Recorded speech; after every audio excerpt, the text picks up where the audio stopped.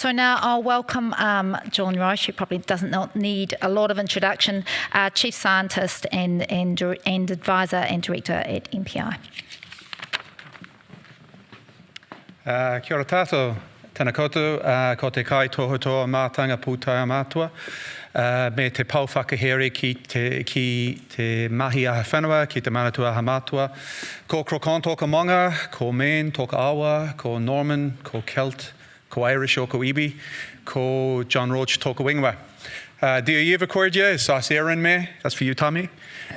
Sas Kunti Kiri on Riocht, Krina Heron me, Sean the Roche te Sanam Dum. Nā mai, nā mihi nui, me te tato.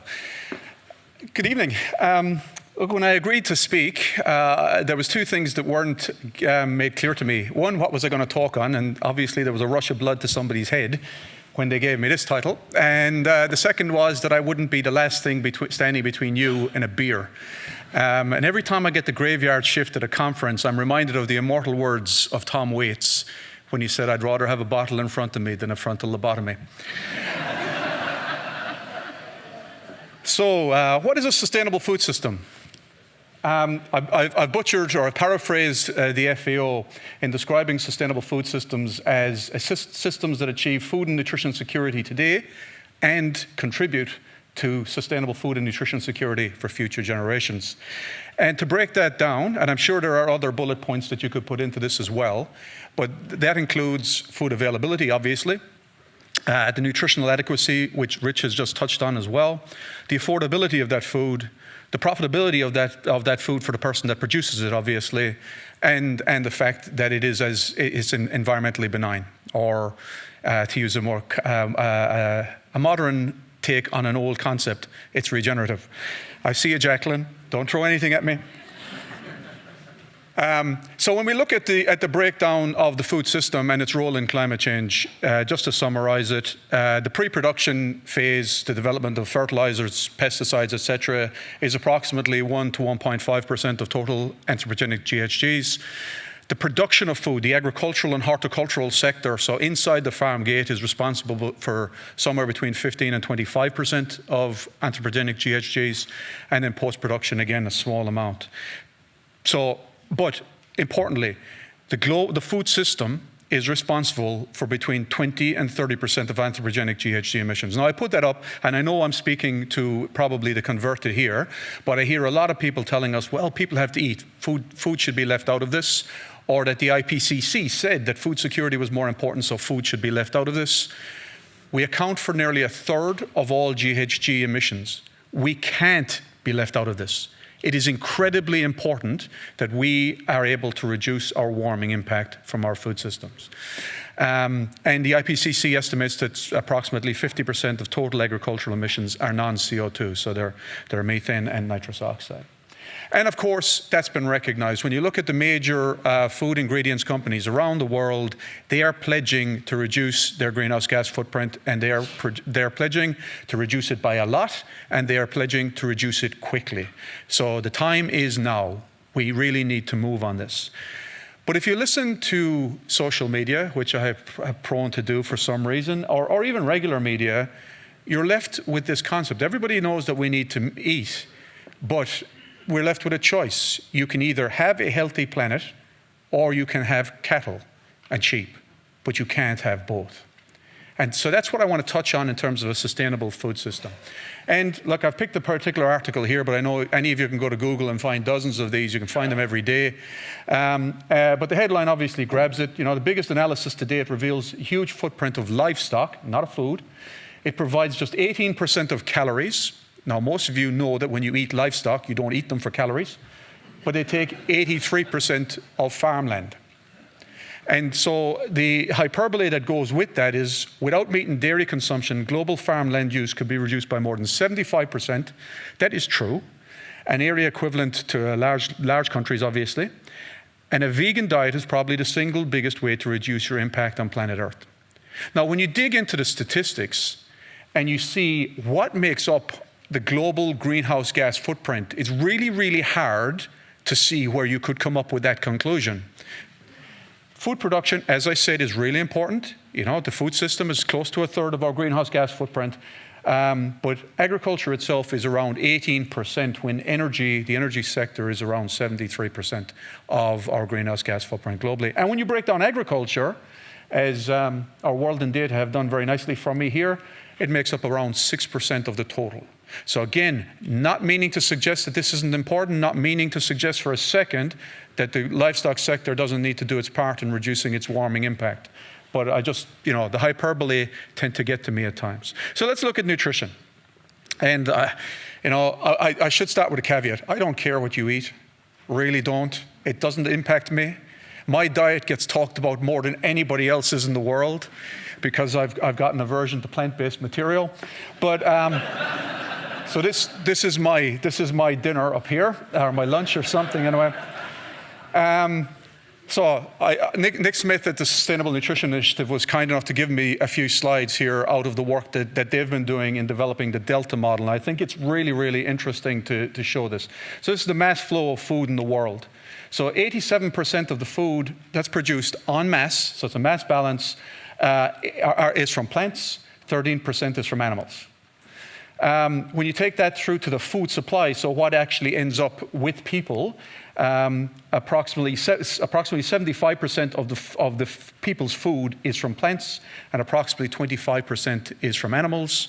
And the food that's used, actually, I should have started with this one. 75% of the food that's used by people en masse is plants, 25% is animals, and then there's obviously food waste. Now, the reason why I put that up is there's headlines within that article that I put up there that is quite true. The vast majority of the food that we eat en masse, or from a calorie perspective, come from plants. A very small amount comes from animals, despite the fact that animals use approximately 2/3 of the world's agricultural land. So when you look at it from that perspective, it looks incredibly inefficient. But when you look at it from a nutrition perspective, and again, I think this is a really interesting slide by Nick, paper citations over on the far side there. The green bars indicate the proportion of micronutrients, of nutrients and micronutrients that come from plant-based materials. The blue bars indicate the amount of nutrients and micronutrients that come from animal-based foods. And so what you can see is that in a balanced diet, despite only 25% of the food en masse coming from animal-based foods, quite a lot of these micronutrients, close to 50% of them, vitamin B12 obviously 100% of it, but calcium, I think it's close to 60%, are actually coming from the animal-based foods. So what's important here is that the global diet is already plant-based, but it's animal fortified. What are the implications, though, for climate change when we look at this? Because, again, we hear a lot about this. We hear a lot of sound bites. So we looked at this, and this is very New Zealand-centric. I want to make that clear, because our farming systems are very efficient relative to many of our competitors internationally. So this is the warming impact, the cumulative tons of carbon dioxide warming equivalent from different types of diets. So the yellow line is what the current New Zealand diet is estimated to be. So there's a little bit of foods that we probably shouldn't be eating in there. The black line is what is recommended by the Ministry of Health as a healthy eating guidelines, as Rich touched on as well. And the grey line is if you were to go vegetarian at the age of 22, I think we did. The age of 22, because at that stage you've moved out of your parents' house, you're buying all your own food, you make your own choices kind of a thing. Now, I know that's not the case anymore, and a lot of parents are allowing their kids to make their own choices, but anyway, I go back to my old roots here. And so what you can see is, and this is on a calorie equivalency basis, so if you were to account for the same amount of calories, what you can find, or what you see here is that if you were to change your diet from the current New Zealand to what's recommended, you would reduce your warming impact on the planet. And if you were to go the next step further and go vegetarian, you would reduce your warming impact quite considerably. But it's on a calorie basis. And like I said earlier, the vast majority of people do not eat animal products for calories.